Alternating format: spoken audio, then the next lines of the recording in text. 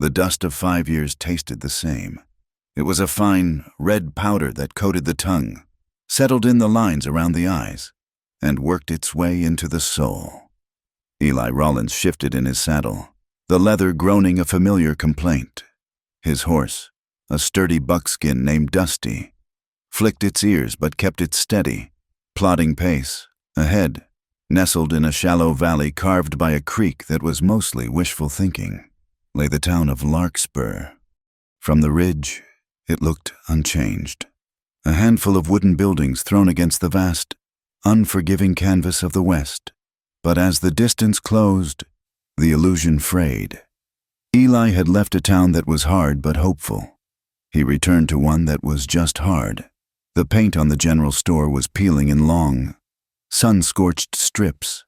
The roof of the livery sagged in the middle like a tired old horse, and the faces, the few he saw from the end of the main street, were drawn tight, eyes narrowed against more than just the glare of the afternoon sun.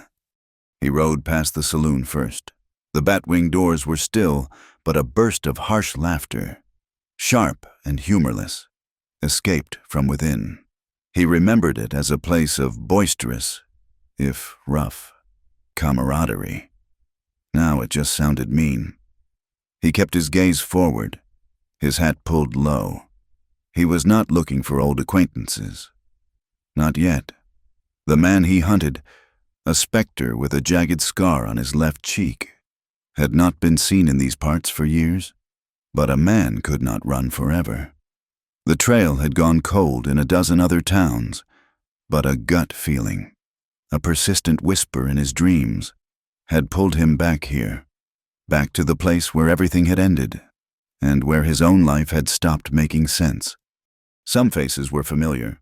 Old Man Hemlock, the blacksmith, still stood in the gaping doorway of his forge, his face a roadmap of soot and wrinkles.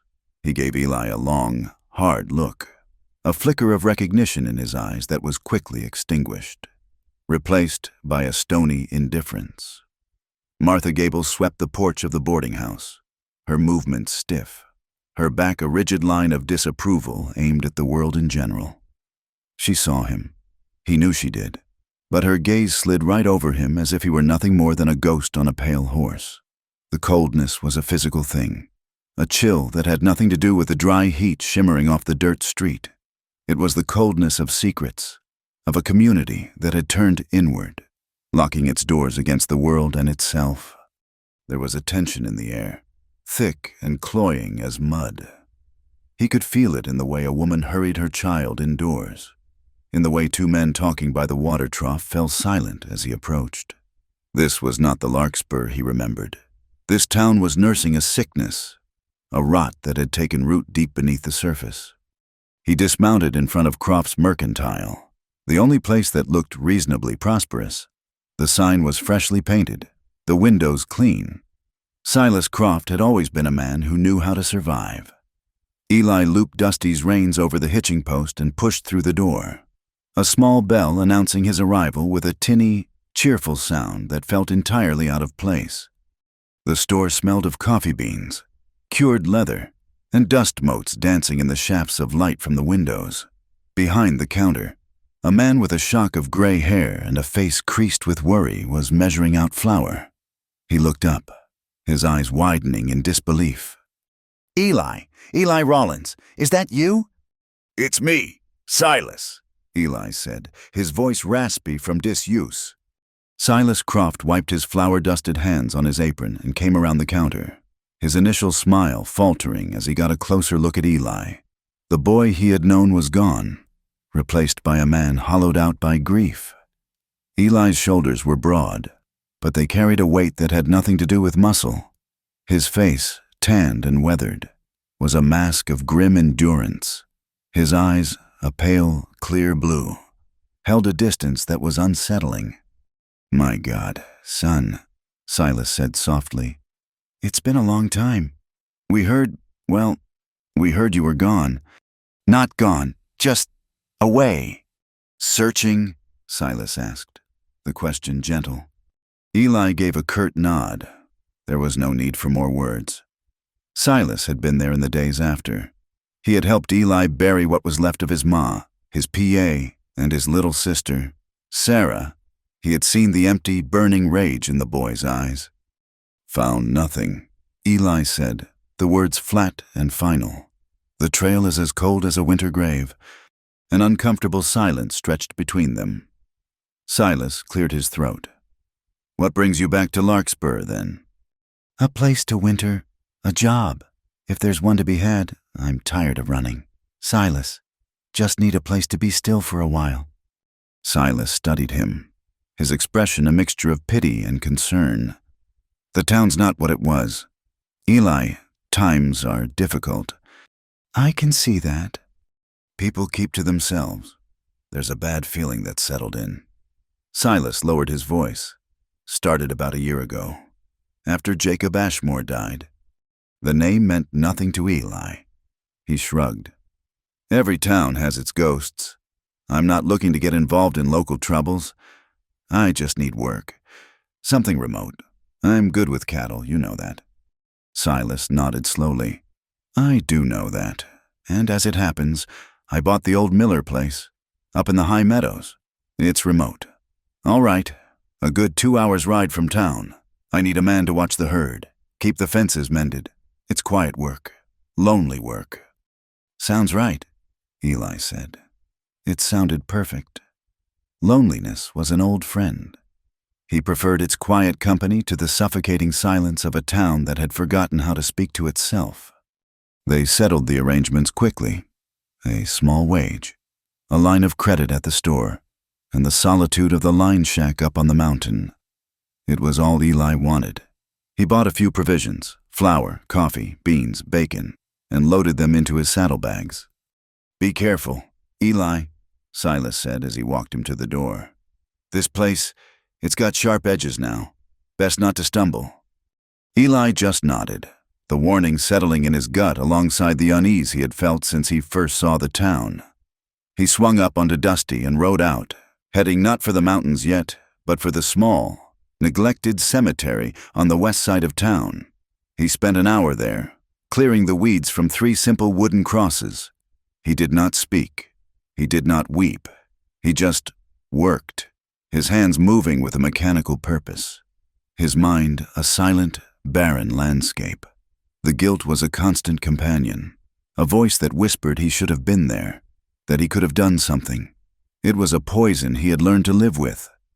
A week later, Eli rode into town for supplies. He had settled into the rhythm of the ranch, the physical labor a welcome balm for his restless mind. The silence of the high meadows was clean, broken only by the wind in the pines and the lowing of cattle. But the emptiness of his pantry forced him back down the mountain, back into the thick, sour air of Larkspur. He was tying Dusty to the rail in front of Silas's store when the commotion started. It began with a man's voice, loud and slurring, coming from across the street, near the dressmaker's shop. "There she is, the Black Widow of Larkspur. Come to buy a new morning dress. Have you?" Eli's head came up. A woman had just stepped out of the shop, a small, paper-wrapped parcel in her hands. She stopped dead, her body going rigid. She was tall and slender, dressed in a faded but clean calico dress the color of a washed-out sky. Her hair, the color of dark honey, was pulled back in a severe bun, but stray strands had escaped to frame a face that was pale and fine-boned. She did not look at the man who had shouted. She stared straight ahead, her chin held high, but Eli could see the tremor in her hands. 2 other men, loafers who had been leaning against the wall of the saloon, joined the first. They swaggered into the middle of the street, blocking her path. "What's the matter, Clara?" The first man, a burly fellow with a grimy beard, taunted. "Cat got your tongue, or did you poison it, just like you did your husband?" The woman, Clara, flinched as if struck. Her knuckles were white where she clutched her package. People on the street stopped. Some watched with undisguised relish. Others turned away, their faces shuttered and ashamed. But no one moved to intervene. It was a spectacle, and she was the sacrifice. "Leave her be. Jeb," a voice called out. but it was weak, half-hearted. Jebediah ignored it. He took a step closer to her, his movements menacing. Jacob was a hard man, I'll grant you that.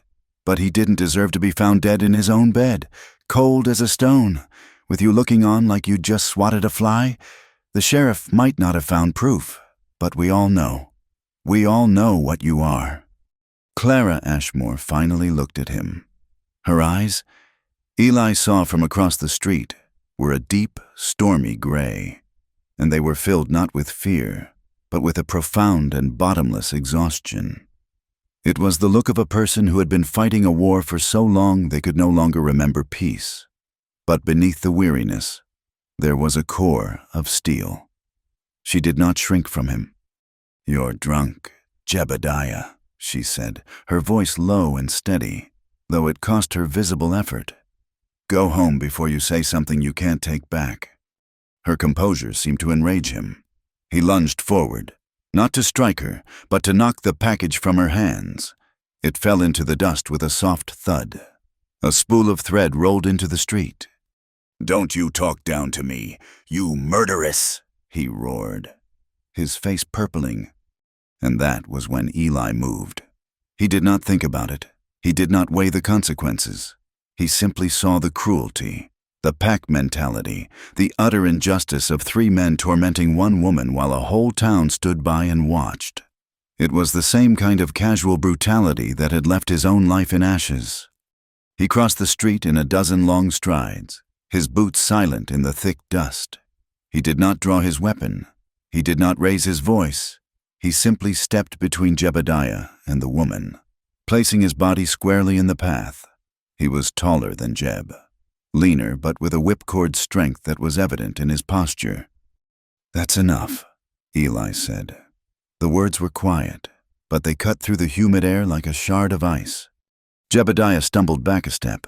Surprised, he squinted at Eli. "Who the hell are you?" "He's the man telling you to back away," Eli answered, his blue eyes cold and flat. One of Jeb's companions snickered. "Look what we got here, a knight in shining armor for the town witch." Eli did not even glance at the man. His focus remained entirely on Jebediah, his gaze unwavering. There was no anger in his expression, just a chilling stillness, the stillness of a man who had seen true violence and had no patience for this cheap imitation. Jebediah was a bully, accustomed to bluster and intimidation. He was not prepared for this kind of absolute calm. He looked from Eli's unreadable face to the worn coat holstered low on his hip, and some of the drunken bravado seeped out of him. He grumbled something under his breath, spat a wad of tobacco juice into the dust near Clara's feet, and then shuffled back toward the saloon, his friends trailing behind him like curs. The street was suddenly, unnervingly quiet. The spectators began to disperse, melting back into doorways and alleys, unwilling to be associated with the aftermath. Eli stood his ground for a moment longer, making sure the men were gone, before turning. Clara Ashmore was still standing there, her spine ramrod straight. She was looking at him, her expression unreadable. He expected thanks, or maybe fear, or even anger at his interference. He got none of it. She simply stared at him, those haunted gray eyes taking his measure. Then, without a word, she bent down, her movements graceful and deliberate, and retrieved her package and the errant spool of thread. She brushed the dust from the brown paper with her fingertips, straightened up, and walked away, heading toward the edge of town where the houses grew smaller and shabbier. She never once looked back. Eli watched her go, a strange feeling twisting in his gut. He had not done it for her, not really. He had done it for himself, for the boy who had been unable to protect his own family. He had drawn a line in the dust, and in doing so, had stepped right into the middle of the town's sickness. Later, inside the mercantile, Silas looked at him with worried eyes. "I saw what you did, Eli." "It was nothing," Eli said, gathering his supplies. "It wasn't nothing. You made an enemy of Jebediah Cobb, and you took the side of Clara Ashmore. In this town, that's like declaring war." She was being wronged. Maybe so, Silas conceded, leaning over the counter. But you don't know the story. Jacob Ashmore was a mean, violent man. No one shed a tear when he died. But the way he died, it was strange. He was a big, healthy man one day, and dead the next. No marks on him. The doctor called it a heart ailment, but whispers started. Whispers that Clara had tired of his beatings and found a quieter way to be rid of him. Nothing was ever proven, but the stain stuck to her. She's been an outcast ever since. Eli said nothing, remembering the steel in her eyes. She was a survivor, not a victim. As he was leaving the store, two men he recognized as ranchers from a neighboring spread stopped him on the porch. The older one, a man named Thomas Miller, took the pipe from his mouth. That was a foolish thing you did. Rollins, he said, his tone not unkind. We know you mean well. You always did have a streak of righteousness in you. But that widow, she's trouble. Best you stay clear of her. A man gets tainted just by standing too close. I'll keep that in mind, Eli said, his voice non-committal. He untied Dusty and mounted, the men's warning echoing Silas's. Stay away. She's trouble. The whole town seemed to be holding its breath, waiting for him to learn a lesson they all thought they knew. He was halfway out of town when he saw it lying in the dust near where the confrontation had happened. A small package, identical to the one she had retrieved. In her haste and distress, she must have dropped a second one. He dismounted and picked it up. It was light, containing what felt like a few bars of soap.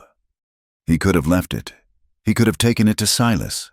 It would have been the sensible thing to do, but he found himself turning his horse and riding in the direction she had gone. Her cabin was small, set back from the road at the very edge of town, with the untamed wilderness at its back. It was little more than a shack, but the yard was swept clean, and a few stubborn wildflowers grew in a small, well-tended patch near the door. A thin curl of smoke rose from the stone chimney. He felt like an intruder, a trespasser on her small island of carefully maintained solitude. He dismounted, holding the package, and walked to the door. He hesitated for a long moment before knocking. The sound was loud in the quiet air. The door opened a few inches. One gray eye, wary and suspicious, peered out at him. He held out the package. You dropped this. Her gaze flickered from his face down to his outstretched hand. Then back up. She did not open the door further. She simply reached out a slender hand and took the parcel from him. Her fingers brushed against his for a fleeting second, and her skin was cool. Thank you, she whispered. The words were barely audible. And then the door closed, the latch clicking softly into place. The entire exchange had lasted less than 10 seconds. It was awkward, brief, and utterly devoid of warmth. Yet, as Eli walked back to his horse, he felt that something significant had passed between them. It was not a bond. It was not even the beginning of one. It was simply a moment of quiet acknowledgement in a world of loud condemnation. A small, human gesture that stood in stark defiance of the town's judgment. That night, back in the solitude of the line shack, Eli sat before his small fire, the flames casting dancing shadows on the rough-hewn walls. He tried to empty his mind, to let the silence of the mountains wash over him, but the woman's face kept rising in his thoughts. Clara Ashmore. It was her eyes he could not forget. He had seen that look before. He had seen it in the eyes of a wounded doe, cornered and terrified, but unwilling to surrender. He had seen it in the reflection of a cracked mirror, staring back at his own face in the lonely years on the trail. It was the look of someone who had suffered a profound loss, a wound so deep it had become a part of who they were. It was pain, yes, but it was a pain that had been forged into a shield. His own grief was a constant, dull ache, a hollowness where his family used to be. He carried the image of the fire, the smell of smoke, the sound of his sister's scream cut short. It was a wound that never closed, a hurt that festered in the dark. He had sought justice, thinking it would be a balm, a way to cauterize the raw edges of his soul. But justice was a phantom, and his search had only deepened the wound, leaving him more isolated than ever. Tonight, for the first time in a long time, he felt a flicker of something other than his own solitary pain. He saw the pain in Clara Ashmore's eyes, and he recognized it. It was not the same story, not the same loss, but it was carved from the same bedrock of suffering. The town saw her as a sinner, a witch, a source of the darkness that plagued them. But Eli saw a reflection. He saw a soul as haunted as his own, walking through a world that no longer felt like home. And he knew, with a certainty that settled deep in his bones, that their paths were meant to cross again. The thought brought him no comfort, only a profound sense of inevitability, like watching a storm gather over the mountains. The cabin was a fortress built of silence. For Clara Ashmore, silence was both shield and tormentor. In the long, quiet hours, she could almost believe she was safe. The door was barred. The single window looked out onto an empty expanse of scrub and rock, and the only sounds were the wind whispering through the ill-fitting planks of the walls and the steady rhythm of her own breathing. But in that same silence, the ghosts came. They were not specters in white sheets, but fragments of memory, sharp and jagged as broken glass. The heavy, confident stomp of Jacob's boots on the floorboards, the sour smell of whiskey on his breath, a smell that always preceded the storm, the chilling quiet that fell over him just before his rage would break. A silence far more terrifying than his shouting.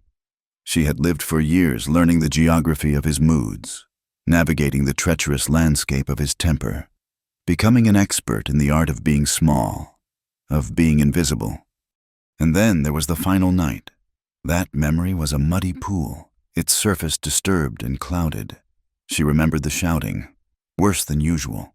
She remembered the crash of a chair against the wall. She remembered cowering in the corner, her arms wrapped around her head, praying for it to end. And then it did. The shouting stopped. A heavy, final thud. When she dared to look, he was on the floor, his eyes wide and vacant, staring at a ceiling he could no longer see. She had not touched him.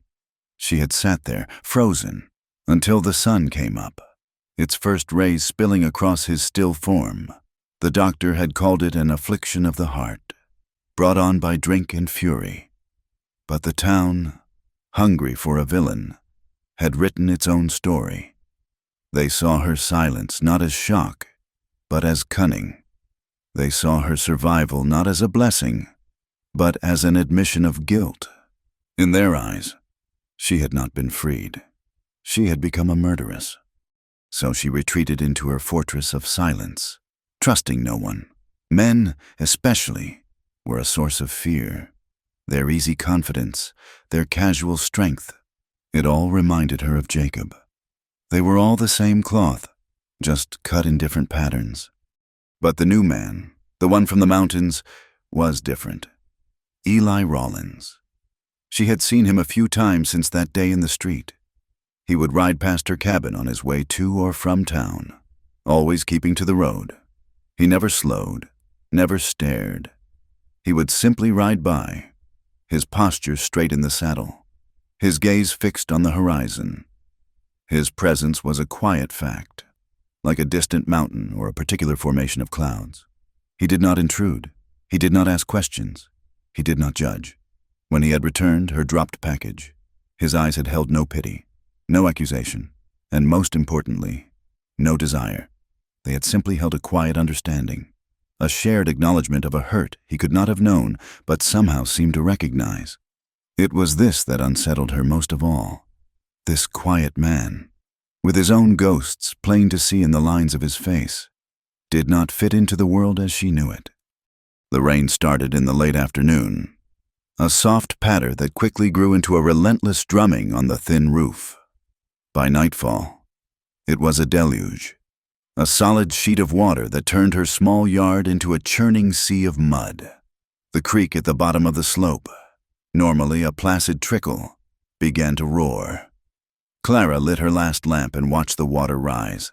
a cold knot of fear tightening in her stomach. The cabin had been built too close to the floodplain, a fact Jacob had always sneered at but never bothered to remedy. She spent the night listening to the storm's fury, the water licking at the foundations of her small home. Sleep was impossible. By morning, the rain had lessened to a drizzle, but the damage was done. The creek had breached its banks, and a wide, brown river swirled just a few feet from her doorstep. Her woodpile was gone, swept away in the current, and a damp chill had seeped into the very bones of the cabin, a chill that seemed to find its way deep inside her.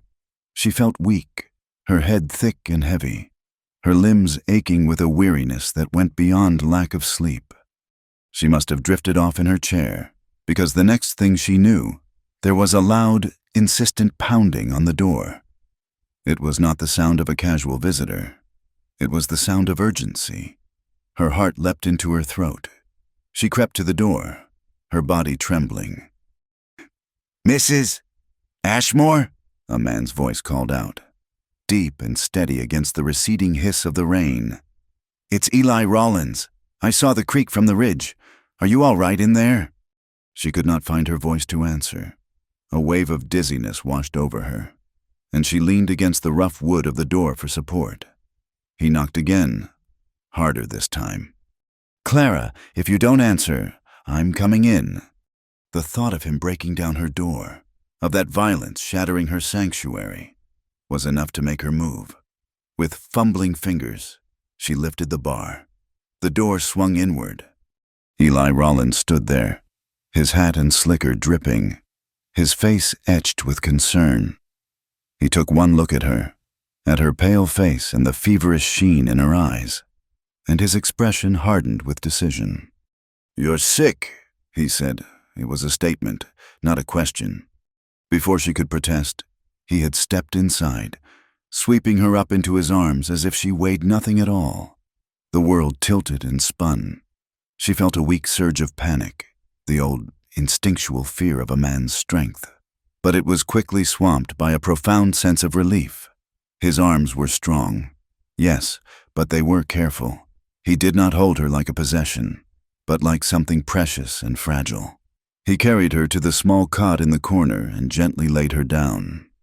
The cabin was cold and damp. Without a word, he went to the hearth.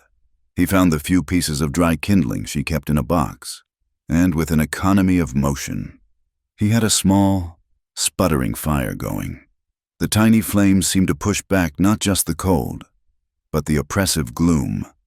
He found her spare blanket, a thin, worn thing, and laid it over her.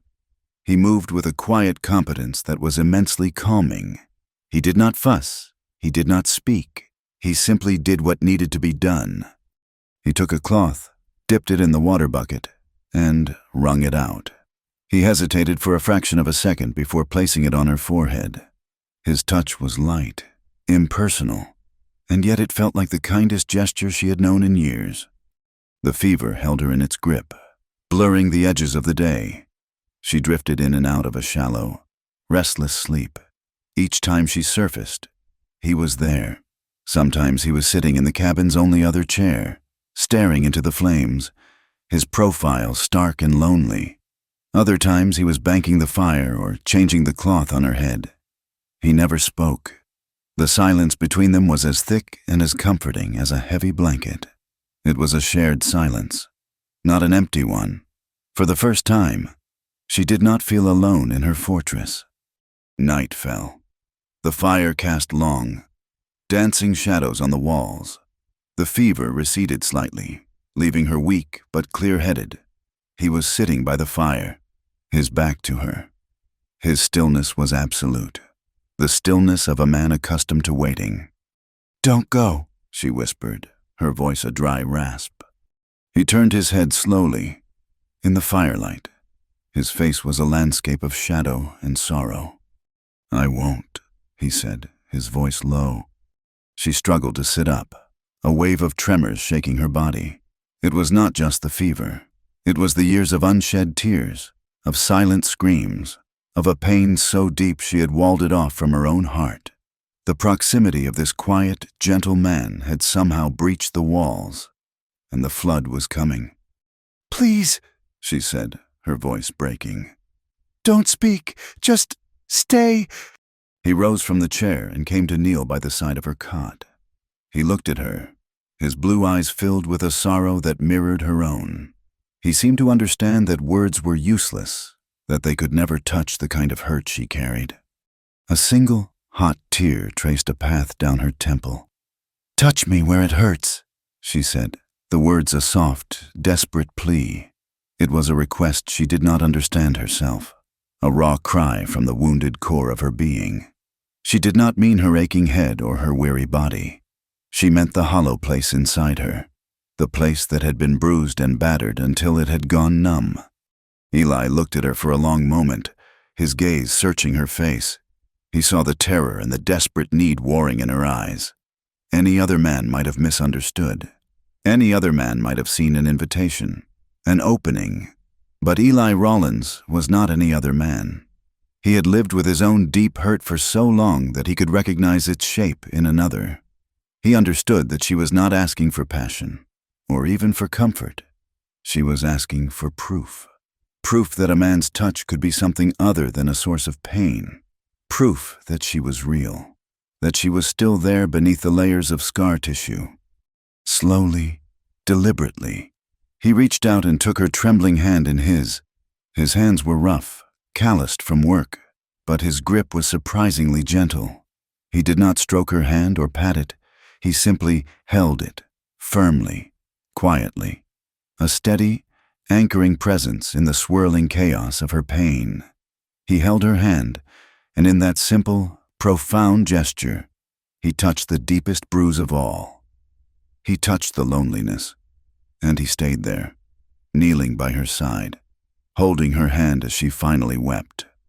The silent, racking sobs of a long and terrible grief. The rumors began to smolder the next day, fanned by the sight of Eli's horse tethered outside Clara's cabin all night. By the time he rode into town 2 days later for medicine and proper food for her, the embers had been whipped into a small flame. The first sign was at the Mercantile. Mrs. Gable was there, her face a pinched knot of disapproval. She watched as Silas measured out coffee beans for Eli, her lips pressed into a thin, white line. "Some people have no shame," she said to the air, her voice carrying across the store. "First she does away with her husband, and now she takes up with a drifter. It's a disgrace to this town." Silas shot her a warning look, but Eli ignored her completely, his face impassive. He paid for his goods and left, but the woman's words followed him, clinging to him like burrs. The second sign was more direct. As he was leaving town, a group of 4 ranch hands, including Jebediah Cobb, blocked his path. They had been drinking, and their faces were flushed with cheap courage. "Well, look here," Jebediah sneered, stepping forward. "If it ain't the mountain man. Heard you been keeping the Black Widow warm during the storm." Eli's hand rested lightly on his thigh, inches from his colt. He did not rise to the bait. "I have business to attend to. Step aside." "Getting mighty protective of her, ain't you?" another man chimed in. "What's it like, Rollins, slumming with a woman who'd as soon poison you as look at you?" Eli's eyes, cold and blue as a winter sky, settled on the man. "The only poison I see around here is the kind that drips from a hateful tongue. Now, I'm only going to say this once more. Get out of my way." There was a finality in his voice, a complete lack of fear that gave them pause. Jebediah held his gaze for a long, tense moment, then spat on the ground and reluctantly moved aside. They let him pass, but their jeers followed him down the road. He refused to be driven off. He had not sought this connection, but now that it had been forged in that quiet, fire-lit room, he would not abandon it. He would not abandon her. He was not protecting a woman the town called a murderess. He was protecting that raw, familiar pain he had seen in her eyes. In protecting her, he felt, for the first time in years, like he was protecting some small, forgotten part of himself.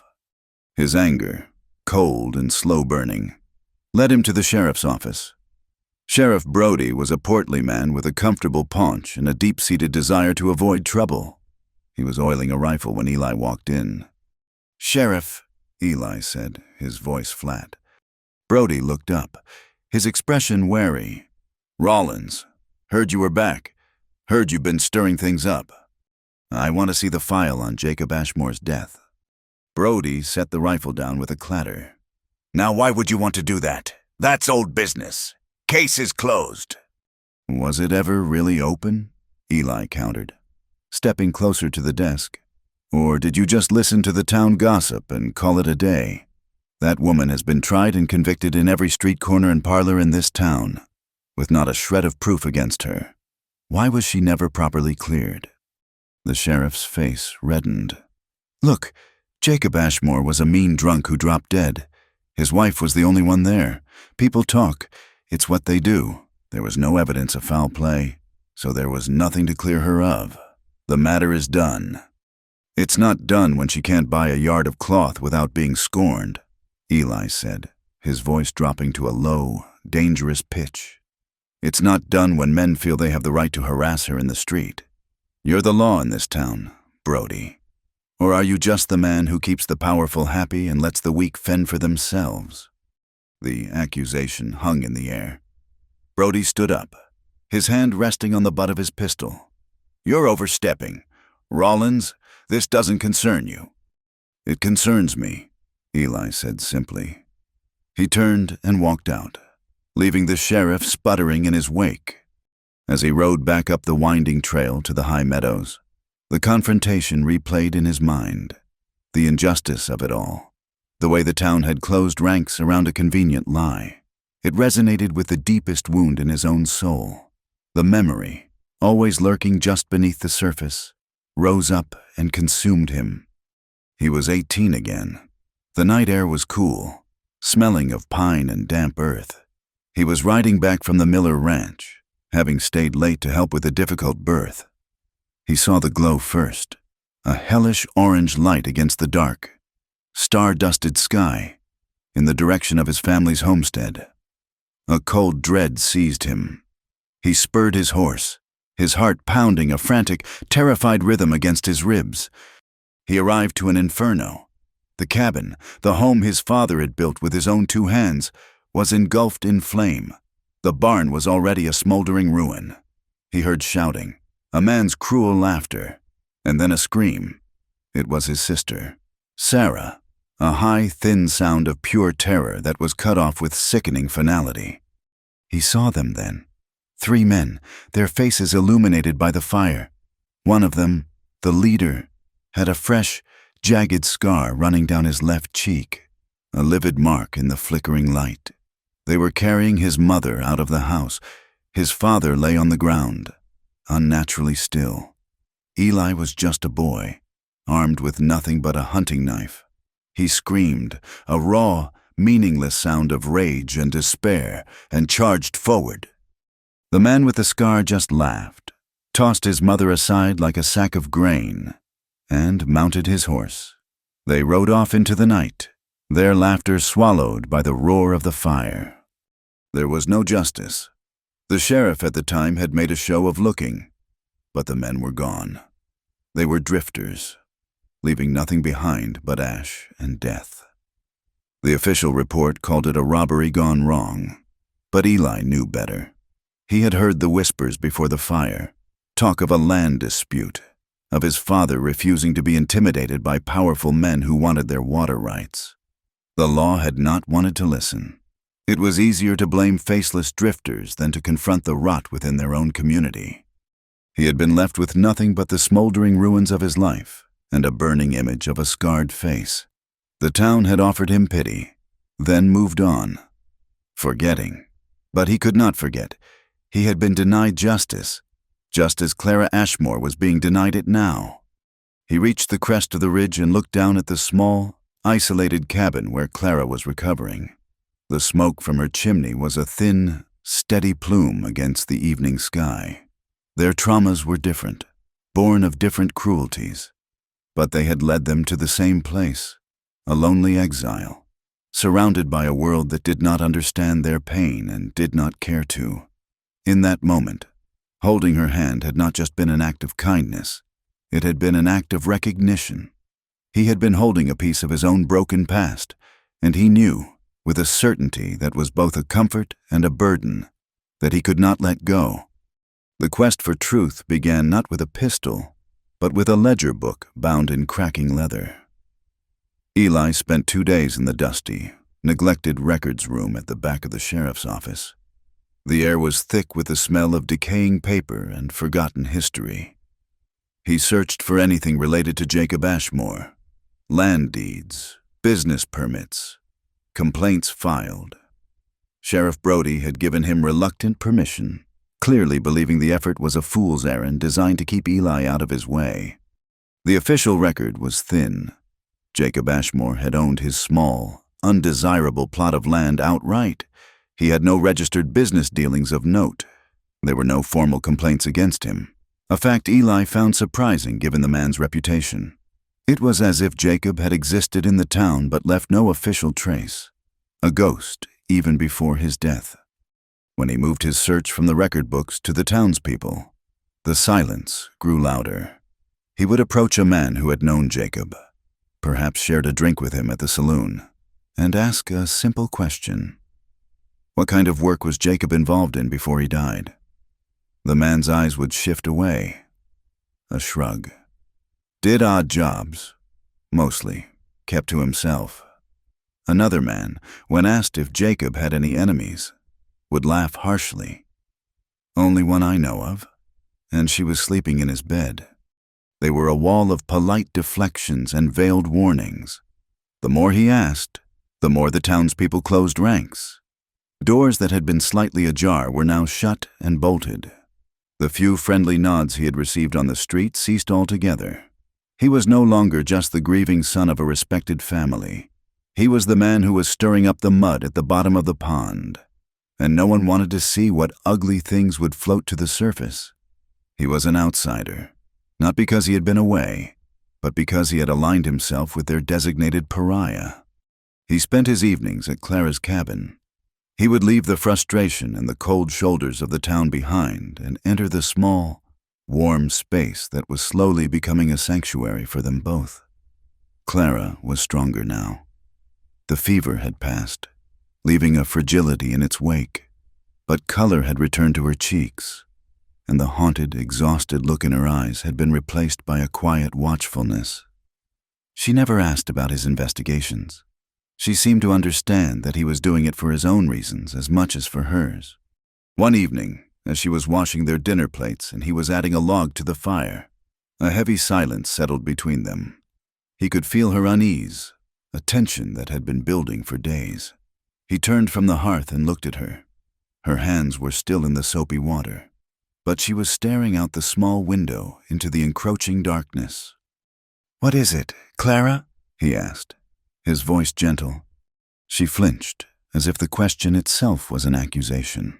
She turned from the basin, wiping her hands on her apron, her movements jerky. "They're right, you know," she said, her voice barely a whisper. "The people in town, they're right to blame me." Eli's brow furrowed. "Right about what? You didn't kill him." "No," she said, shaking her head. A bitter, self-mocking smile touched her lips. "My sin wasn't killing him, Eli. It was letting him live so long. It was staying. Every day I stayed. I chose it. I chose the bruises and the fear. I chose the silence.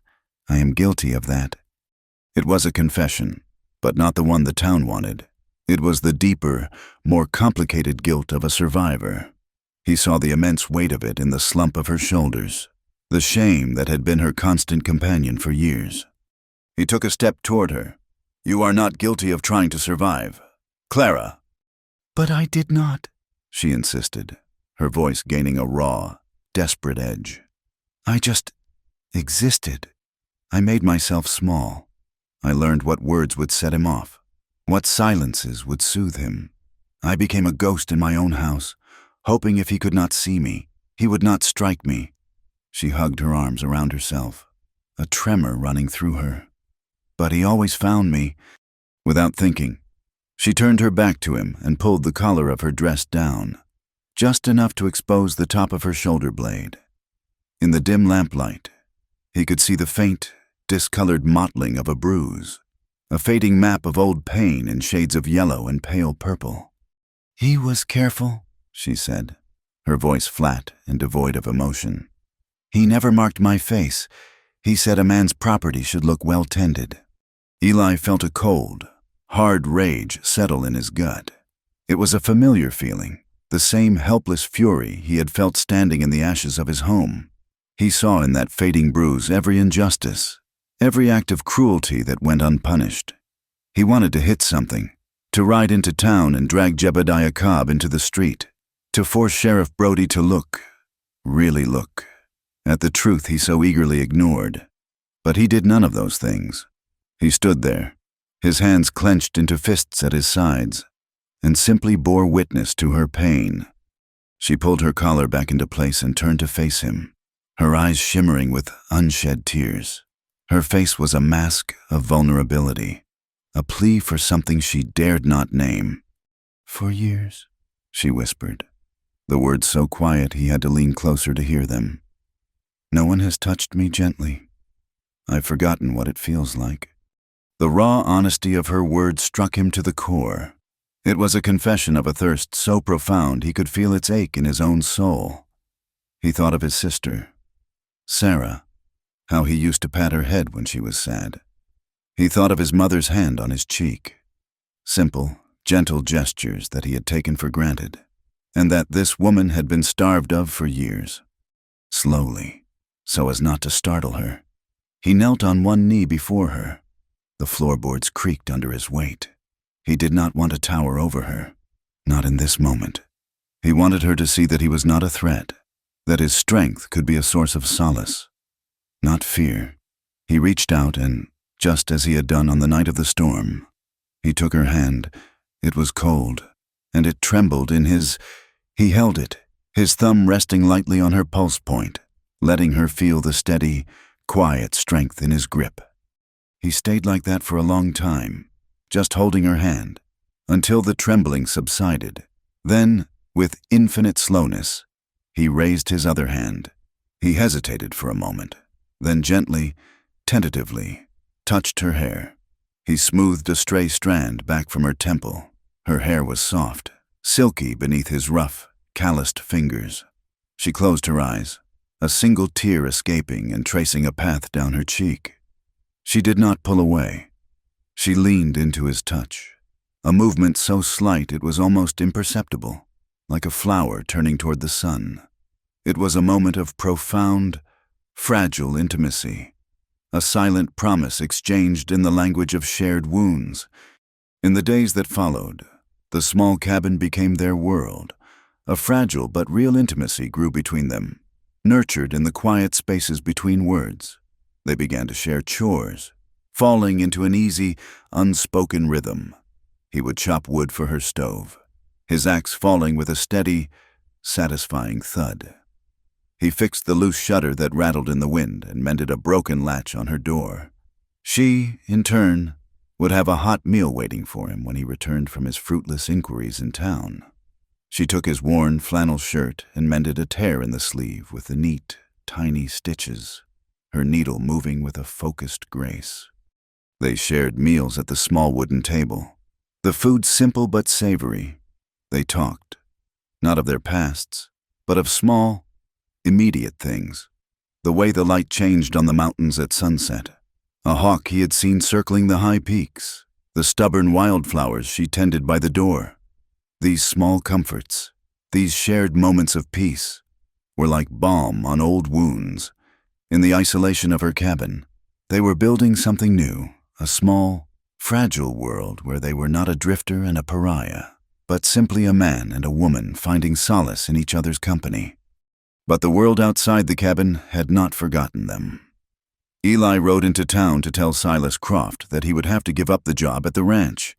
He could not, in good conscience, take the man's money when he was spending so much of his time elsewhere. He found Silas in the storeroom, stacking crates. "I figured this was coming," Silas said. not looking at him. His voice was heavy with disappointment. "You've made your choice. It seems—" "There was no choice to make. Silas," Eli said quietly. Silas finally turned, his face etched with a familiar mixture of pity and frustration. "Eli, what are you doing? You're throwing away a good position, a chance to get back on your feet. For her, the whole town is talking. They say she's got you wrapped around her finger. They're saying you've gone soft." The accusation stung more than Eli would admit. Soft was not a word anyone had ever used to describe him. He was a man defined by his hardness, by the sharp edges of his grief and his relentless pursuit of vengeance. "What they say in this town stopped mattering to me a long time ago," Eli said, his voice hard. "All that matters is what's right." "And you think this is right?" Silas gestured vaguely in the direction of Clara's cabin. "Dragging up a dead man's bones? Making enemies of powerful people? For a woman who might have—" He trailed off, unable to say the word. "She did nothing," Eli said, his voice dropping low. "And I aim to prove it. I'm sorry to leave you in a lurch. Silas, you've been a friend to me." "I'm trying to be a friend now.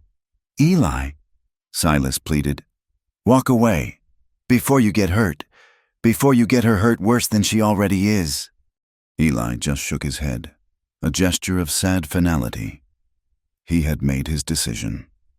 He walked out of the mercantile, leaving his old friend standing amidst the sacks of flour and barrels of nails. Another door in Larkspur now closed to him. He returned to the cabin to find Clara in a state of agitation. She was pacing the small floor, a frantic energy about her. In her hand, she clutched a small, folded piece of paper. "I found it," she said, her voice breathless. "I was sweeping, and a floorboard near the hearth came loose. There was a small box underneath. Jacob's things. I could never bring myself to look before." She explained that she had burned most of what was in the box, old receipts, a tarnished silver locket, but this she had saved. It was a letter, the envelope yellowed with age, addressed to her husband in a fine, elegant script. It had never been opened. "I was afraid to," she confessed, her eyes wide. "Even now, anything of his, it feels cursed." She handed the envelope to Eli. His fingers felt the crisp, brittle edges of the paper.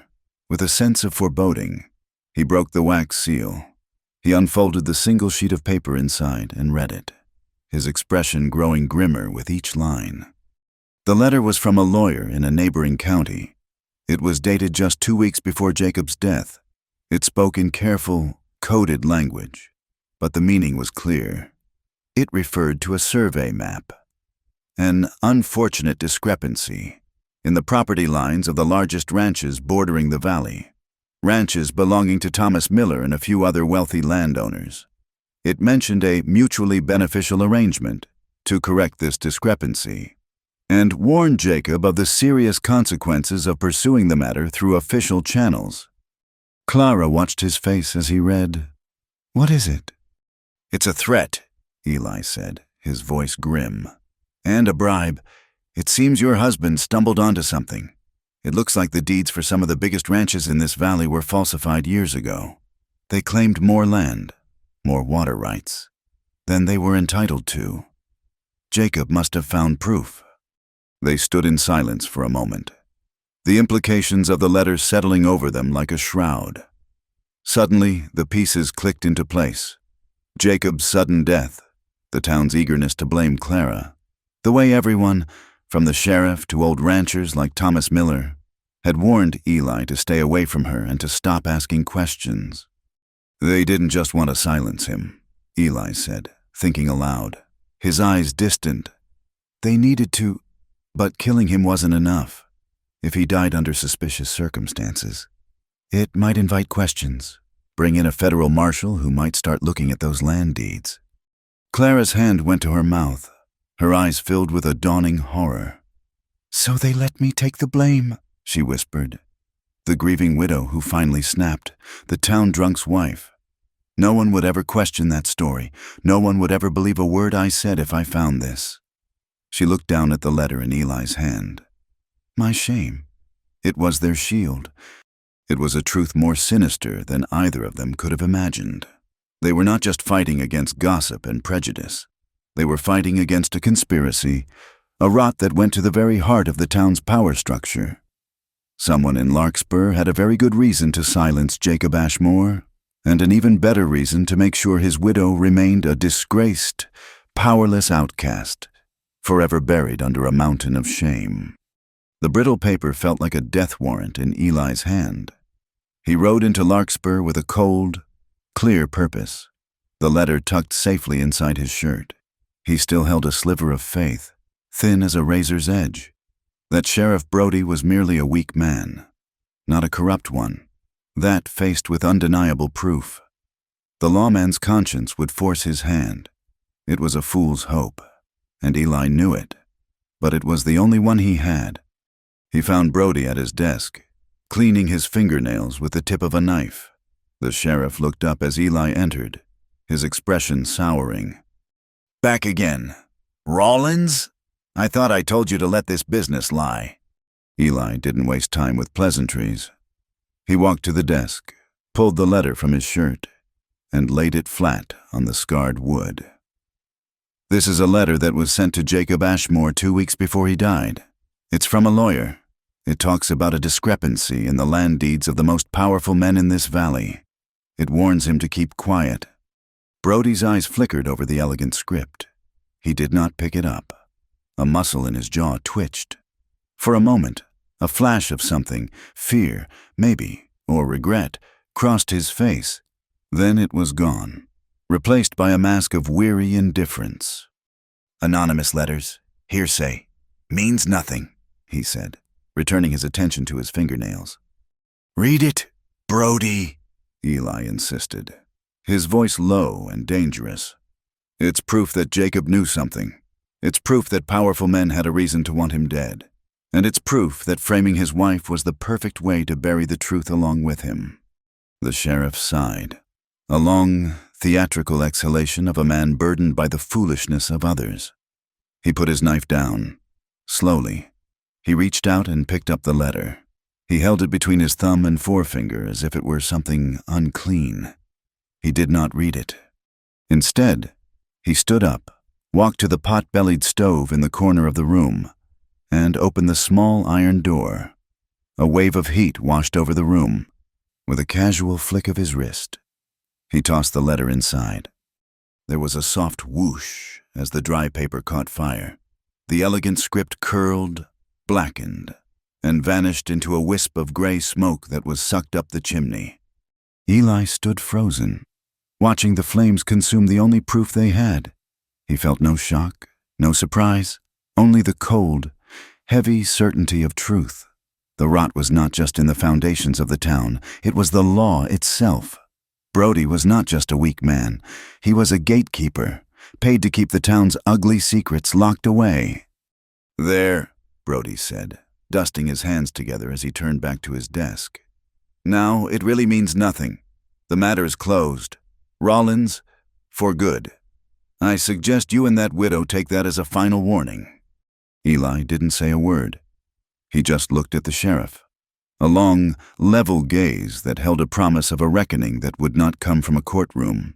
Then he turned and walked out, the slam of the office door echoing the finality of his last hope for justice in Larkspur.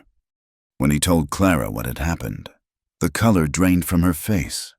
The small measure of hope that had taken root in her heart withered and died. The fear she had lived with for years came rushing back, a cold, suffocating tide. We have to leave, Eli, she said, her voice trembling. She began to pace the small cabin, her movements frantic, like a caged animal. We have to go now. Tonight, they burned the letter. What do you think they will do to me, now that they know I found it?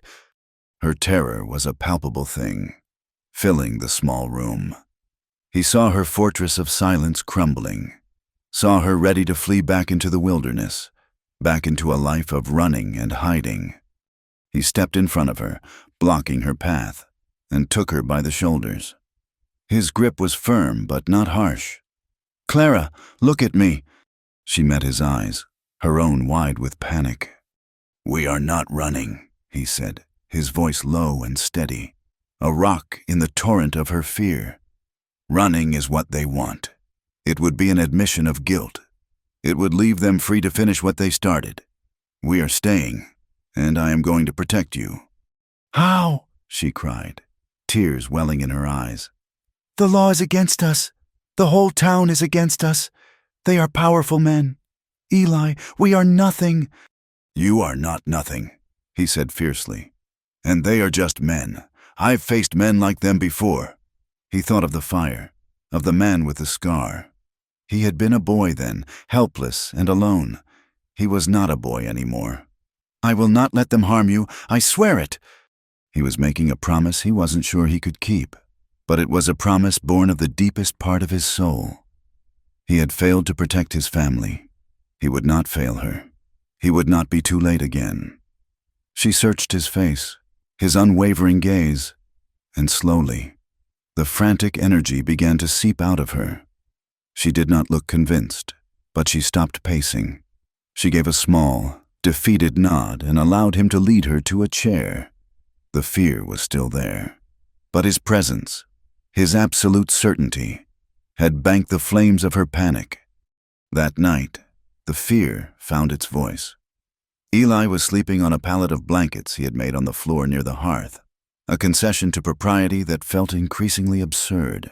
He was woken by a sound, a choked, muffled cry from the cot across the room. He sat bolt upright, his hand instinctively going to his pistol. Clara was thrashing in her sleep, tangled in her thin blanket. She was whimpering, her hands batting at an unseen enemy. No, please, Jacob, no! He was across the room in an instant. He knelt by her side and gently touched her shoulder. Clara, wake up. You're dreaming. Her eyes flew open, wide and unseeing, filled with the raw terror of her nightmare. She screamed, a sharp, piercing sound of pure horror that cut through the silence of the cabin. She scrambled backward on the cot, trying to get away from him, from the ghost she was still seeing. It's me, Clara, he said, keeping his voice soft and even. It's Eli. You're safe. He repeated the words like a litany, over and over, until slowly recognition began to dawn in her eyes. The terror receded, replaced by a shuddering, gut-wrenching grief. The dream had torn open the old wounds, and she began to sob, deep, ragged breaths that seemed to tear at her very soul. He did not know what to do. He felt clumsy, inadequate in the face of such profound pain. He did the only thing he could think of. He sat on the edge of the cot, reached out, and pulled her into his arms. She resisted for a moment, her body stiff with the ingrained fear of a man's embrace. Then, with a choked sigh, she collapsed against him. She buried her face in his chest, and he held her, fully clothed, his arms wrapped around her trembling body. He rested his chin on the top of her head, rocking her gently, as one might soothe a frightened child. He held her through the long, dark hours. He did not offer empty platitudes. He just held her, a solid, unwavering presence against the storm of her memories. As the first pale light of dawn began to creep through the window, her sobs finally quieted. She was limp with exhaustion, but she was no longer trembling. You are not alone anymore, Clara, he murmured into her hair. I'm here. She did not answer, but he felt her hand come up and grip the front of his shirt, holding on as if he were the only anchor in a merciless sea. He held her until the sun was fully risen, and she had finally drifted into a deep, dreamless sleep in the safety of his arms. They did not speak of it the next day, but something had shifted between them. A new, fragile intimacy had been forged in the darkness. The line between protector and protected, between two lonely souls, had blurred into something deeper, something more complicated. A subtle tension began to hum in the air between them, a slow-burning awareness that was always present, just beneath the surface of their quiet conversations. It was in the way his eyes would linger on her face a moment too long. The way she would accidentally brush her hand against his as she passed him a plate. A spark of heat that startled them both. That evening, they sat in their usual chairs by the fire. The silence was different tonight, filled with unspoken questions. She was looking at him, her gray eyes soft and searching in the firelight. The vulnerability she had shown in the night was still there, a quiet invitation. He felt a pull toward her, a deep, aching need that had lain dormant for years. He had forgotten what it was to want, to feel anything other than grief and rage. He rose from his chair and went to her, kneeling before her as he had done once before. He took her hand, his thumb stroking the delicate skin of her wrist. He looked at her, asking a question with his eyes that he did not dare speak aloud. She gave a barely perceptible nod, her lips parting slightly. He leaned in, slowly, giving her every chance to pull away. She did not move. He closed the small distance between them and touched his lips to hers. The kiss was not one of passion, but of discovery. It was tentative, full of ache and restraint. It was the taste of sorrow and the promise of solace, the collision of two solitudes. He felt the years of loneliness, the deep, unspoken grief in her, and she, in turn, felt the hard wall of his pain begin to crumble. It was a question and an answer, a quiet acknowledgement that in each other they had found a place to rest. He pulled back, his forehead resting against hers, both of them breathing in the new, fragile reality they had just created. He knew he could not protect her with his presence alone. Brody's actions proved that the town's most powerful men were involved, and they were getting nervous. He needed more than a burned letter. He needed to know what Jacob had found, and where he might have hidden it. There was only one person he could think of who might know, an old tracker named Abel Kane, a man who lived like a hermit in the hills and occasionally worked for the local ranchers.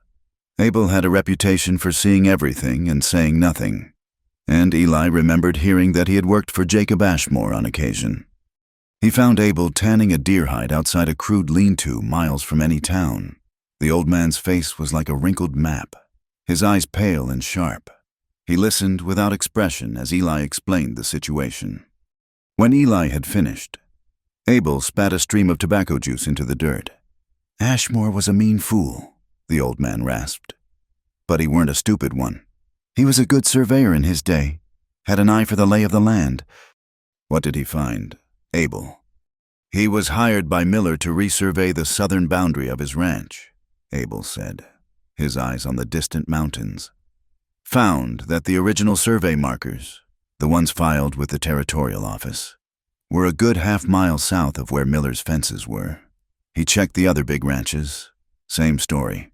All of them had stolen a slice of government land. The best slices, the ones with year-round water." "The lawyer's letter," Eli breathed. "Ashmore got greedy," Abel continued. "Figured he could blackmail them. He made copies of the original deeds from the county seat. Had the proof in his hands." "That was his mistake. You don't back a rabid dog into a corner. They'll do anything to get out." "Where would he have hidden those deeds? Abel?" Eli asked, his voice urgent. The old tracker just shook his head. "Don't know. He wasn't a man for trusting folks, not even the dirt under his boots. Could be anywhere." The ride back to Clara's cabin was a race against a growing dread. The sun was setting, painting the sky in bloody streaks of orange and red. Abel's words echoed in his mind. He had the proof in his hands. That was what the men were after. Not just Clara's silence, but the deeds themselves. He saw the cabin from the ridge, and his heart turned to ice. There was no smoke from the chimney.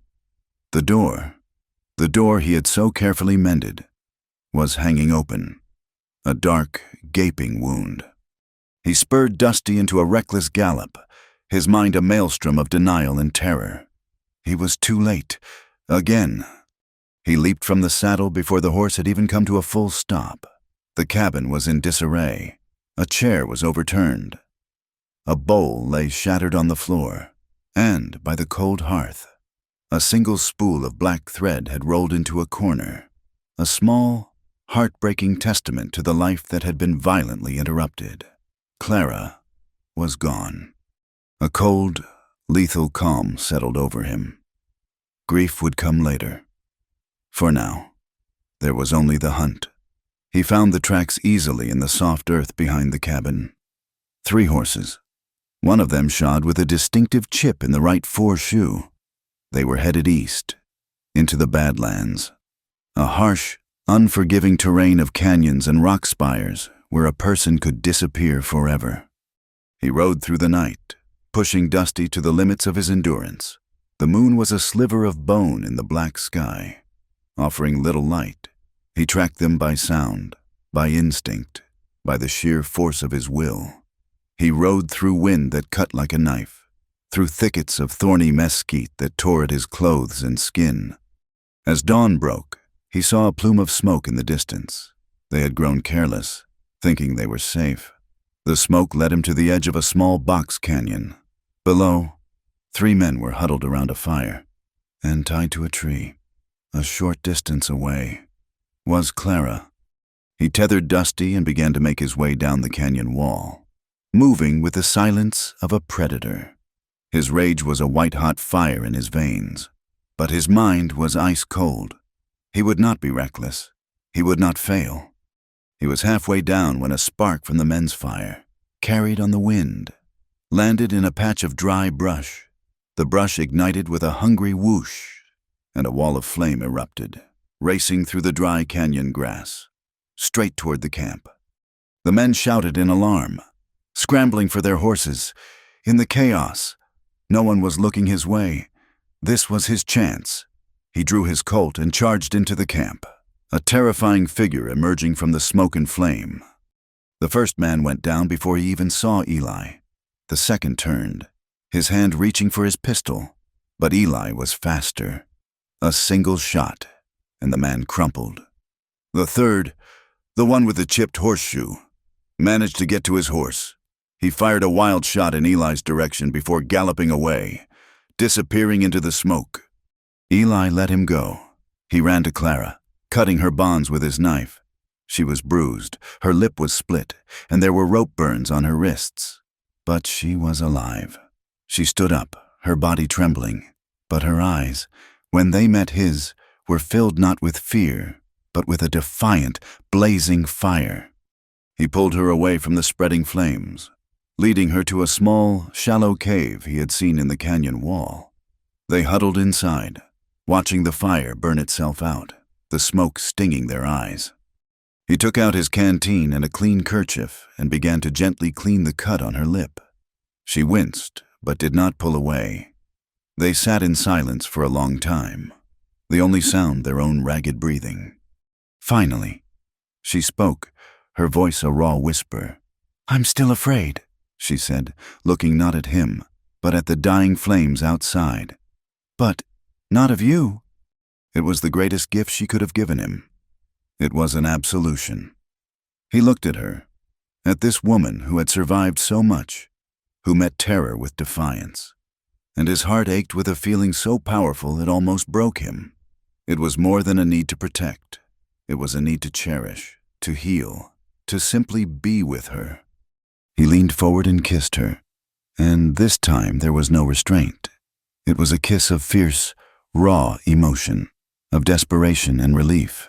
It was a confirmation of everything that had passed between them, of the shared pain, the quiet comfort, the unspoken promises. In the flickering firelight of the cave, surrounded by the ashes of their ordeal, they made love. It was not perfect. It was not gentle. It was clumsy and urgent. A collision of 2 souls who had been starved of touch, of tenderness, of human connection.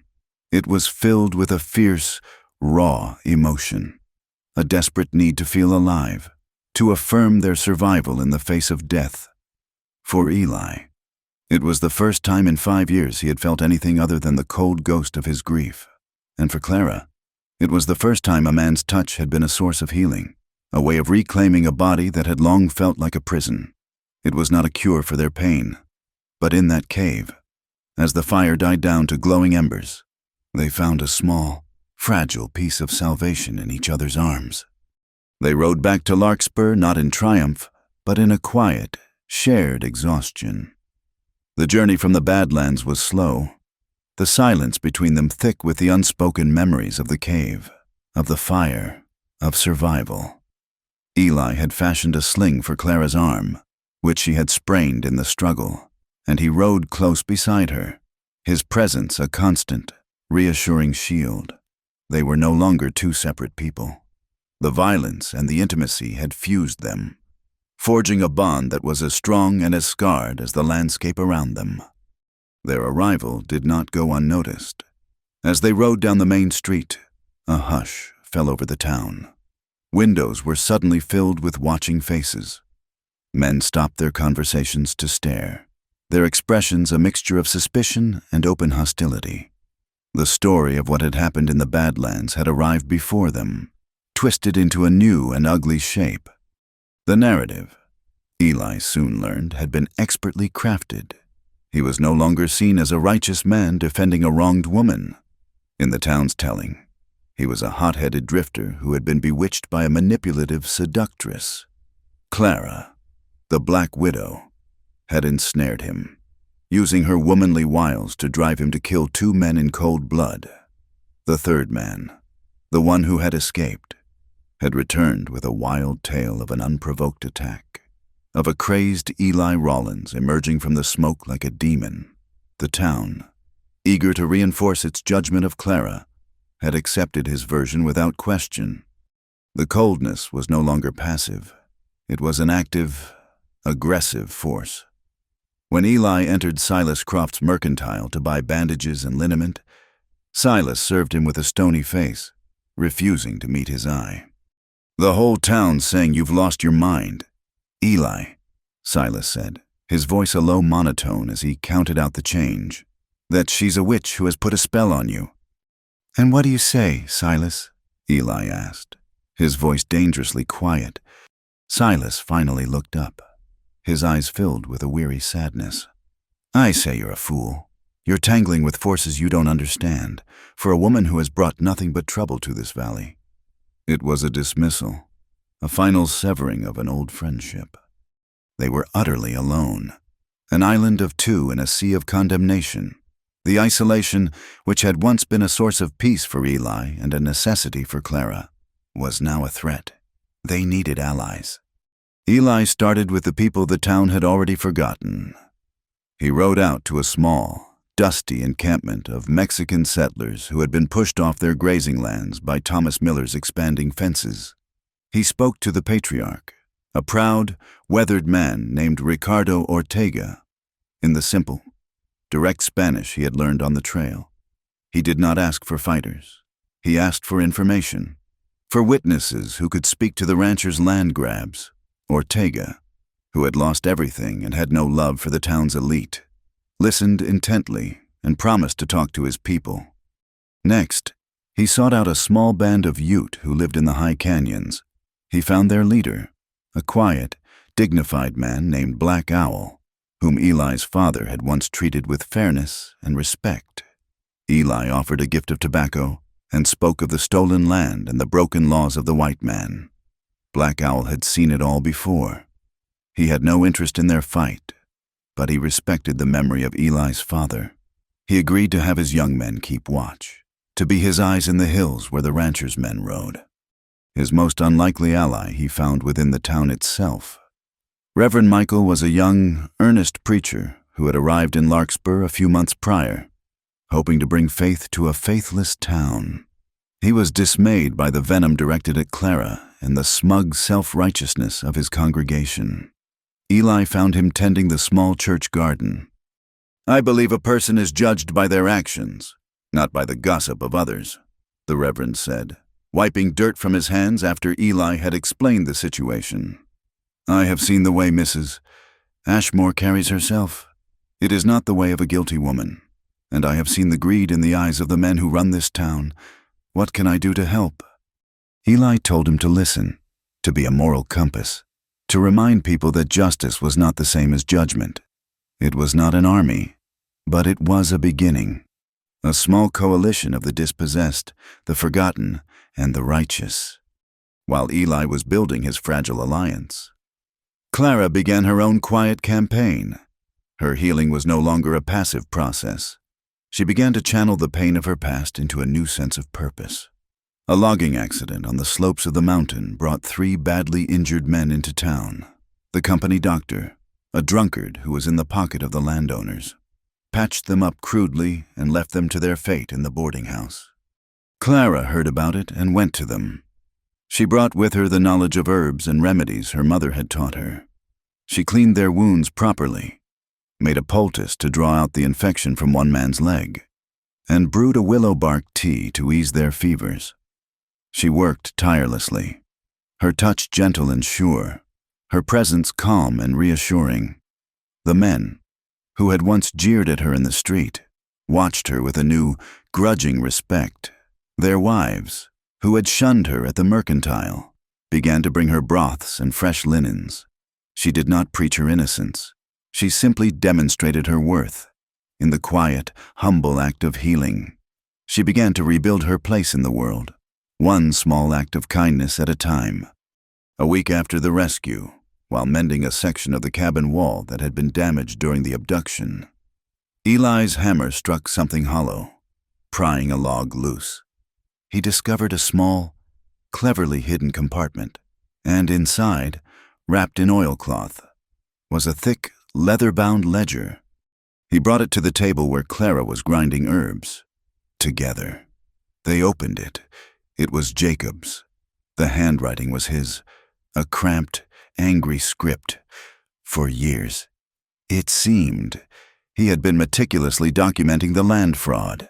It was all there, dates, names, copied survey notes, and a detailed accounting of every acre stolen by Miller, by Croft, and by 2 other prominent families. It was the proof Abel Kane had spoken of, the smoking gun. It was a testament to Jacob's greed and resentment, but now it was their salvation. With the ledger in his possession, Eli felt the balance of power shift. He walked into the sheriff's office the next morning. He didn't bring the book. He didn't need to. "It's over, Brody," Eli said, his voice calm. "We found Jacob's ledger. It has all the names, all the dates, all the proof of the land fraud." The sheriff's face went pale. The comfortable facade of indifference crumbled, revealing the frightened, cornered man beneath. He looked around his small, dusty office as if the walls were closing in on him. "You're bluffing," he stammered. "Am I?" Eli said, taking a step closer. "Or are you thinking about how long a man like you would last in a territorial prison? Your friends will cut you loose. Brody, they will sacrifice you to save themselves." A desperate, vicious anger flashed in the sheriff's eyes. He stood up, his hand dropping to the butt of his pistol. "You think you can just walk in here and threaten me? You think you can win this, you and that broken woman you hide behind?" He leaned across the desk, his voice dropping to a venomous whisper. "You listen to me. Rollins, you don't know how this works. Men like Miller, men like us, we built this valley. We own it. We don't let obstacles stand in our way. And we sure as hell don't let women like her live long." The threat was naked, unambiguous. It was not the bluster of a bully like Jebediah Cobb. It was the cold promise of a man who was part of a machine that had killed before and would not hesitate to kill again. Eli did not back down. "I'm taking the ledger to the U.S. Marshal in Prescott County," he said, his voice as cold as steel. "And when he comes back here with a dozen deputies, we'll see who owns this valley then." He turned and left, the sheriff's threat hanging in the air behind him. The course was set. There was no turning back. The night before he was to leave was heavy with unspoken fears. They sat before the fire, the ledger resting on the table like a holy book, their testament and their curse. Every moment felt precious, stolen from a future that was terrifyingly uncertain. Clara came to him, kneeling before him as he sat in his chair. She took his hands in hers, her touch sending a tremor through him. "I am afraid, Eli," she said, her voice soft. "Not for myself, for you." "I'll be careful," he said, the words feeling hollow and inadequate. "I know you will," she said, her eyes searching his face. "But that is not what I mean." She paused, gathering her thoughts. "For years, my life has been about survival, just getting through the next day, and your life, it has been about vengeance, about hunting a ghost. We have both been living in the past. Eli, this ledger, it is a chance for a future, not just for me, for you." Tears welled in her eyes, silver in the firelight. "When you ride out tomorrow, I want you to promise me something." "Anything," he whispered. She leaned forward, her grip on his hands tightening. "Don't just save me," she wept, her voice breaking with the weight of her love. "Come back for yourself. Come back to a life that is not about ghosts or justice, but about living. Promise me you will come back to live." His own eyes burned. In her words, he heard the echo of a life he had thought was lost to him forever. A life of quiet mornings and shared meals, of peace and purpose.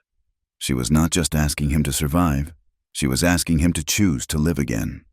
He pulled her to him, his lips finding hers in a kiss that was filled with a desperate, aching tenderness. It was a kiss of farewell, a kiss of hope, a kiss that held the promise of a future that might be stolen from them before the sun rose twice more. He left at first light. Clara stood in the doorway of the cabin, her hand raised in a silent farewell, until he was just a speck on the horizon. The ledger was wrapped in oilcloth and tucked deep inside his saddlebag. He rode hard, pushing Dusty, wanting to put as much distance between himself and Larkspur as possible before nightfall. He chose a route through the foothills, avoiding the main road. He was not a fool. He knew Brody's threat was real. The air was still, the sun hot on his back. He felt a constant prickling on his skin, the feeling of being watched. He scanned the ridges, his hand never straying far from his Colt. The ambush came in the late afternoon, in a narrow, rocky pass where the trail was hemmed in by steep canyon walls. It was brutally efficient. A rifle shot cracked from the ridge above, and a searing pain exploded in his left shoulder, knocking him clean out of the saddle. He hit the ground hard, the impact driving the air from his lungs. Before he could even register what had happened, 2 horsemen were on him. They were the men he had faced in the Badlands, the one who had escaped, and another he did not recognize. He tried to draw his pistol, but a booted foot kicked it from his grasp. Another kick caught him in the ribs, and the world dissolved into a universe of blinding pain. He was vaguely aware of them tearing through his saddlebags, of a triumphant shout as they found the ledger. He tried to push himself up, but his body would not obey. His vision was blurring, the edges turning dark. "What should we do with him?" one of them asked. The leader, the man from the canyon, laughed, a harsh, ugly sound. "Leave him. The buzzards are hungry. It'll save us the trouble of digging a grave." He felt a final, vicious kick to his side.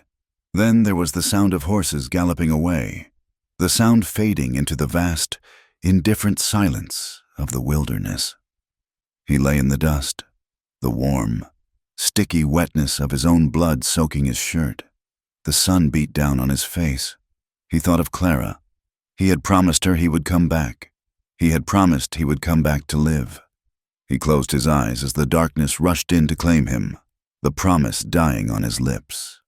The silence was the first sign. For a full day after Eli had ridden away, the quiet of the cabin had been a peaceful, hopeful thing, a space filled with the memory of his promise. But by the second morning, the silence had begun to curdle. It turned heavy, oppressive, ringing with an absence that felt like a premonition. Clara stood on the porch, staring at the empty trail, a cold knot tightening in her stomach.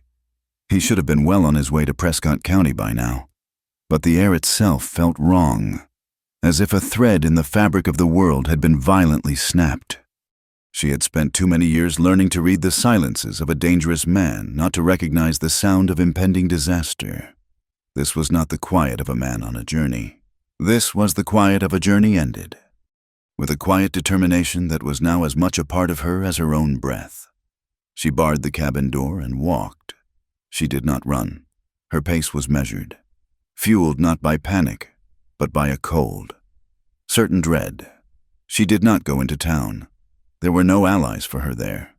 Instead, she headed up into the hills, toward the crude lean-to where the old tracker, Abel Kane, lived. He was sharpening a skinning knife on a whetstone when she approached, his movements economical and precise. He looked up, his pale eyes missing nothing, and watched her come. He saw the purpose in her stride and the fear she held tightly leashed in her eyes. "He is not back," she said, her voice steady. It was not a question.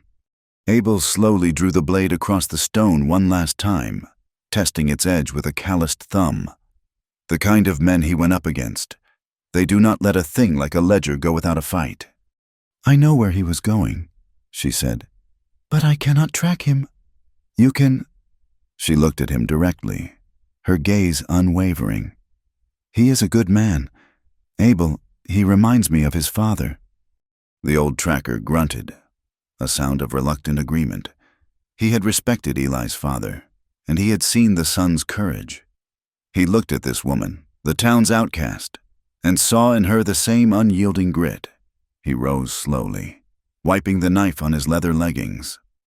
"Get your horse," he said. "They will have avoided the main road. We will start in the foothills." They found him in the late afternoon, exactly where his attackers had left him. At first, Clara's heart stopped, thinking they were too late. He was a still, broken shape in the dust, covered in flies, his shirt a dark, stiff canvas of dried blood. But as they drew closer, Abel held up a hand. "He is breathing," the old man rasped. "Shallow, but he is alive." A wave of relief so powerful it almost buckled her knees washed over Clara. It was followed by a surge of fierce, protective anger. She slid from her horse and ran to his side. She knelt in the dust, gently touching his face. His skin was cold, his breathing a faint, ragged whisper. The bullet had gone clean through the fleshy part of his shoulder, but he had lost a great deal of blood, and the kicks to his ribs had likely done more damage. With Abel's help, they managed to get him onto the tracker's horse. It was a slow, agonizing journey to a remote line shack Abel knew of, one that was rarely used at this time of year. Every jolt of the horse drew a low groan from Eli's unconscious lips, and with every sound, Clara felt a twist of shared pain. The roles were now utterly reversed. Eli, the strong protector, was as helpless as a child, and Clara, who had been protected, became the caregiver, the anchor, the fierce guardian of his life. The tenderness that had grown between them intensified, deepened by his vulnerability. In the small, dusty cabin, she became a warrior in the battle for his life. She cleaned the wound with whiskey Abel had in a flask, her touch gentle but firm as she packed it with clean moss to stem the bleeding. She boiled water and herbs, forcing the warm broth between his lips a spoonful at a time. For 2 days and 2 nights, he was lost to a fevered delirium. He cried out in his sleep, not for her, but for his sister, Sarah, his voice filled with the raw, boyish anguish of that terrible night. Clara sat by his side through it all, bathing his face with cool water, holding his hand, and murmuring to him in a low, soothing voice, telling him he was not alone, that he was safe. During those long hours, as she watched him fight, a new resolve hardened within her. They had taken the ledger, the physical proof, but they could not take the truth. She remembered the names, the dates, the details from the nights Eli had read them aloud to her, and she decided that the truth would not die with a single piece of paper. As his fever raged, she began to speak to him. She leaned close to his ear, her voice a steady, persistent whisper against the storm of his delirium. "Thomas Miller," she would say, slowly and clearly. 500 acres, bordering the North Fork of the creek. Deed filed in the spring of '72. The survey marker was moved. She would repeat it over and over, like a prayer, a lesson, a lifeline back to the world. Silas Croft. Water rights to the lower meadow. The original deed makes no mention of it. He diverted the stream. She recited the ledger from memory, burning the names and their crimes into his unconscious mind. It was an act of desperate faith, a belief that, even if his body was broken, his mind could still hold on to the truth. She was giving him a reason to come back, a weapon to fight with when he woke. On the third day, the fever broke. Eli opened his eyes, and for the first time, they were clear. He looked at her, his gaze filled with a weak but profound recognition. "Clara," he whispered, his voice a dry rasp. Tears of relief streamed down her face. "I am here, Eli," she said, squeezing his hand. "I am here." His recovery was slow, but she nursed him with a tireless patience. As his strength began to return, they worked together, reinforcing the knowledge she had whispered to him in his fever. "Who had the grain contract with the army?" she would ask as she changed his bandages. "Miller and Croft," he would answer, his voice gaining strength each day. "They used their stolen land to grow the wheat." They transformed the stolen ledger from a physical object into a shared memory, a truth that was now etched into their very beings. It was no longer his quest or her vindication. It was their story, and they would be the ones to tell it. A month after the ambush, they rode back into Larkspur. Eli was still pale, his arm in a sling, but he sat tall in the saddle, and beside him, her head held high, her back straight, rode Clara. They were not riding in as a drifter and an outcast. They rode in as partners, united and unbroken. It was Sunday morning. The sound of the church bell was echoing through the valley, calling the town to worship. Eli and Clara rode directly to the church and dismounted. The townspeople, emerging from their homes in their Sunday best, stopped and stared. A crowd began to gather, drawn by the silent, powerful drama unfolding before them. Eli and Clara walked to the foot of the church steps. Reverend Michael, about to begin his service, came to the doorway, a look of concern on his face. Thomas Miller and Silas Croft were there, standing with their families, their expressions hardening into masks of contempt. Sheriff Brody, seeing the crowd, hurried over, his hand resting on his pistol. "What is the meaning of this, Rollins?" Brody demanded, his voice booming with false authority. "You are disturbing the peace." Eli ignored him. He turned to face the assembled townspeople, his voice weak but carrying in the quiet morning air. Clara stood beside him, her hand resting lightly on his good arm, a silent pillar of support. "My name is Eli Rollins," he began. "Many of you knew my father. He was an honest man. He taught me that the truth matters, and for the past year, this town has been living a lie." He looked directly at Clara, his voice softening. "You have condemned this woman for the death of her husband. You have shunned her, shamed her, and called her a sinner. But her only crime was to be a victim of a cruel man, and then a victim of your fear. You needed someone to blame for the rot in this town, and she was the easiest target." A murmur went through the crowd. Some faces showed skepticism, others a flicker of guilt. "Jacob Ashmore was not killed by his wife," Eli continued, his voice growing stronger. "He was silenced because he discovered a crime that has been poisoning this valley for years, a crime committed by the very men who lead this community." He raised his voice, his gaze sweeping over the crowd and settling on the powerful men standing near the church door. "Thomas Miller, Silas Croft, and you, Sheriff Brody. For 10 years, you have been stealing land, falsifying deeds, and diverting water, cheating not just the government, but the smaller settlers, the Mexican families you pushed out, the very people you were supposed to lead." "Lies," Miller shouted, his face purple with rage. "This is the raving of a madman. He has no proof." "He is right. You have no proof," Sheriff Brody said. Stepping forward, "Your so-called ledger is gone." "You took the paper," Eli said, his voice ringing with conviction. But you could not take the truth. And then he began to recite the ledger. He called out the names, the dates, the specific parcels of land, the illegal survey markers, the falsified water rights. His memory, forged in fever and reinforced by Clara's unwavering voice, was perfect. As he spoke, a profound shift occurred in the crowd. This was not the raving of a madman. This was a detailed, undeniable indictment. Men who had lost grazing land looked at Miller with new eyes. Families who struggled for water looked at Croft's prosperous fields with dawning comprehension. The loggers Clara had healed stepped forward, their faces grim. Ricardo Ortega and his sons stood at the edge of the crowd, their presence a silent testimony. Sheriff Brody, seeing the tide turn, drew his pistol. "That is enough! I am placing you under arrest for slander, for murder!" He never finished the sentence. Before he could raise the gun, the old tracker, Abel Kane, stepped out of the crowd. In his hand, he held a long hunting rifle, its barrel aimed squarely at the sheriff's chest.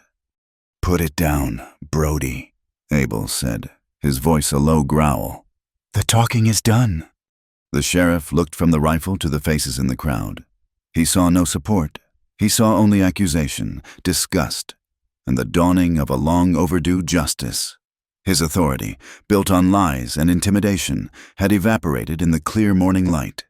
With a trembling hand, he placed his pistol on the ground. The justice that followed was incomplete, as justice in the West often was.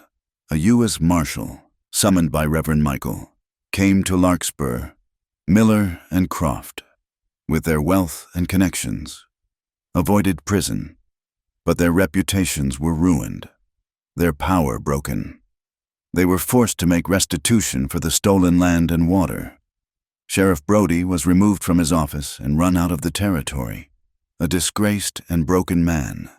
The ledger was gone, but the truth, once spoken, could not be unmade. It was enough. Clara and Eli stayed. They did not leave to find a place untouched by sorrow. They chose to build something real from the pieces of what they had survived. The town began to heal, slowly, hesitantly. People would nod at Clara on the street. Some would even smile. The women who she had helped would stop to ask her advice. She was no longer the Black Widow. She was Clara, the healer. Eli found a different kind of peace. The ghost of the man with the scar still haunted his dreams sometimes, but the burning need for vengeance had cooled. He had found a different kind of justice, not in punishing the guilty, but in protecting the innocent. He had found a purpose not in chasing the past, but in building a future. They took over the small plot of land that had once been Jacob's, the cabin that had been both Clara's prison and their sanctuary. Eli added a room, built a proper porch. Clara planted a garden that bloomed with a fierce, stubborn life. One evening, as dusk settled over the valley, painting the sky in soft shades of purple and rose, they sat together on the new porch. A comfortable silence stretched between them, the silence of two people who no longer needed words to understand one another. Clara leaned against him, her head resting on his good shoulder. She reached out and took his hand, her fingers lacing through his. "You touched me where it hurt," she said, her voice soft in the fading light. "And I'm still here." He turned his head and looked at her, his eyes filled with a deep, quiet love. He brought her hand to his lips and kissed her knuckles. "So am I," he answered. Thank you for listening to our story. Please comment where you are listening from to connect with others. Subscribe to the From Wild West channel and share your thoughts in English.